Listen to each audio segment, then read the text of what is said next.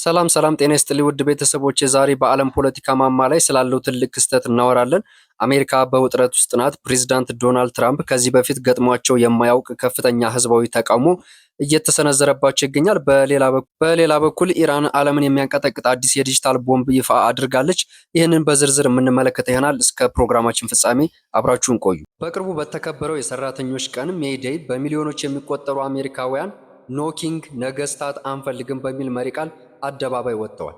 ተቃውሞው ስራ የማቆም ትምህርት አለመሄድና የገበያ አድማዎችን ያካተተ ሲሆን ዋና ትኩረታቸውን ቢሊዮነሮች ከአጠቃላይ የህዝብ በላይ ቅድሚያ የሚሰጣቸው ሁኔታ የሚል ቅሬታ እንደሆነ ተሰምቷል። የኢኮኖሚ ቀውስና የኑሮ ውድነቱም የቅርብ ጊዜ በህዝብ አስተያየት መለኪያ እንደሚያሳዩት የትራምፕ ደጋፊዎች መጠን ወደ 43% ዝቅ ማለቱ፣ ለዚህም ዋናው ምክንያት እየናረ የመጣው የሸቀጦች ዋጋና የዋጋ ግሽበት ነው። እንግዲህ ብዙ አሜሪካውያን ትራምፕ ለኢኮኖሚ ትኩረት አልሰጡም በሚል እየወቀሱ ሲገኙ አሜሪካ ከኢራን ጋር የገባችበትም ወታደራዊ ግጭት በሀገር ውስጥ ብቻ ሳይሆን ከቆዩ የአውሮፓ ወዳጆች እንደ ጀርመንና ብሪታንያ ወይም እንግሊዝ ጋር ያላቸው ቅራኔ በአዲስ መልኩ ተፈጥሯል። በተለይም ፕሬዝዳንቱ ከጀርመን ጦር ለማስወጣት የወሰኑት ውሳኔ በኔቶ አጋሮች ላይ የሚሰነዝሩት ትችት በአሜሪካ የውጭ ጉዳይ ላይ ስጋት መፍጠሩ አነጋጋሪ ሆኗል።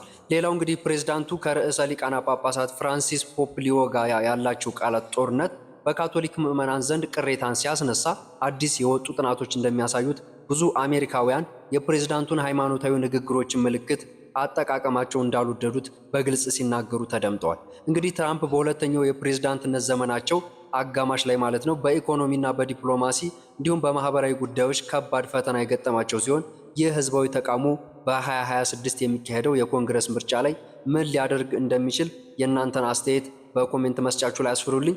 ለቻናላችን አዲስ ከሆናችሁ ሰብስክራይብ በማድረግ ቤተሰብ እንድትሆኑ እጋብዛለሁ። ወደ ቀጣዩ ዝርዝር መረጃችን ስናልፍ ኢራን የዓለምን ኢንተርኔትና የፋይናንስ መረብ ልትቆጣጠር በመሆኑ በሆርሙዝ ወሽመጥ ላይ የመጣው አዲስ ባለ3 ደረጃ እቅድ ይፋ ሆኗል።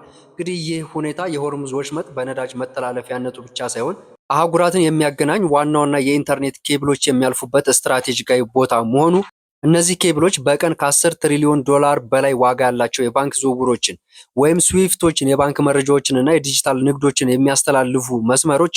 የኢራኑ ታሲኒም የዜና ወኪል እንደዘገበው ኢራን የሚከተሉትን እርምጃ ለመውሰድ አቅጃለሁ ስትል ተሰምታለች።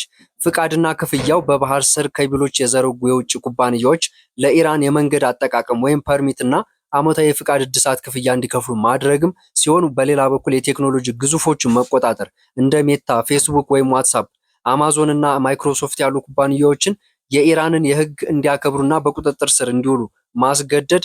ሌላው ደግሞ የጥገና ሞኖፖሊ ሲሆን የኬብሎቹ የጥገናና የቴክኒክ ስራዎች በኢራን ኩባንያዎች ብቻ እንዲከናወኑ ማድረግ የሚል ህግ አወጣለች። ኢራን ታዲያ ይህንን ውሳኔ የምታጸድቀው በተባበሩት መንግስታት የባህር ህግ ኮንቬንሽን አንቀጽ 34 መሰረት ሲሆን በውስጡም እንግዲህ ያለው የባህር ወለልና ውሃ በእኔ ሉዓላዊነት ስር ነው የሚል መከራከሪያ እያቀረበች መገኘቷ ዓለምን እያናገው ይገኛል። ሌላው እንግዲህ ይህ እቅድ ተግባራዊ ከሆነ በአሜሪካና በምዕራባውያን ቴክኖሎጂ ተቋማት ላይ ትልቅ ጫና ሊፈጥር እንደሚችል እየተነገረ ይገኛል። ኢራን ኬብሎቹን የመጠገን ስልጣን ካገኘች የመረጃ ደህንነት ወይም ዳታ ሴኩሪቲ ስጋት ሊፈጥር ይችላል የሚሉ የምዕራባውያን ስጋቶች ሲኖሩ፣ በሌላ በኩል ይህ እርምጃ በፋርስ ባህረ ሰላጤ ያለውን ወታደራዊና ፖለቲካዊ ውጥረት ይበልጥ ሊያባብሰው ይችላል እየተባለ ይገኛል። እንግዲህ ኢራን ይህንን የዲጂታል ሉዓላዊነት ጥያቄ ማንሳቷ በዓለም አቀፍ የንግድና የኢንተርኔት ፍሰት ላይ ምን አይነት ለውጥ ያመጣ ይሆን? እንደ ሜታና ጎግል ያሉ ተቋማትስ ለዚህ ምን አይነት ምላሽ ይሰጡ ይሆን የሚለው ጥያቄ ብዙዎችን እያነጋገረ ሲገኝ የእናንተ ግምት በኮሜንት መስጫችሁ ላይ አጋሩኝ። የዛሬዎቹ መረጃዎቻችን እነዚህ ነበሩ። በነጭ ቤተ መንግስት ያለው ውጥረትና በፋርስ ባህረ ሰላጤ የተከፈተው አዲሱ የዲጂታል ጦርነት ለዓለም ምን ይዞ ይመጣ ይሆን? እናንተ አስተያየታችሁን በኮሜንት መስጫ ላይ አጋሩኝ። እንደ ሁልጊዜው ወቅታዊ መረጃ በፍጥነት ለማድረስ ዝግጁ ነኝ። ለቻናላችን አዲስ ከሆናችሁ ሰብስክራይብ ማድረጋችሁን እንዳትረሱ። እንዲሁም ላይክ፣ ሼር በማድረግ ለብዙዎች እንዲደርስ አድርጉት። ስላዳመጣችሁኝ አመሰግናለሁ። የባህረ ዜና ቤተሰቦች መልካም ጊዜ ላለው ሰላም ቆዩልኝ።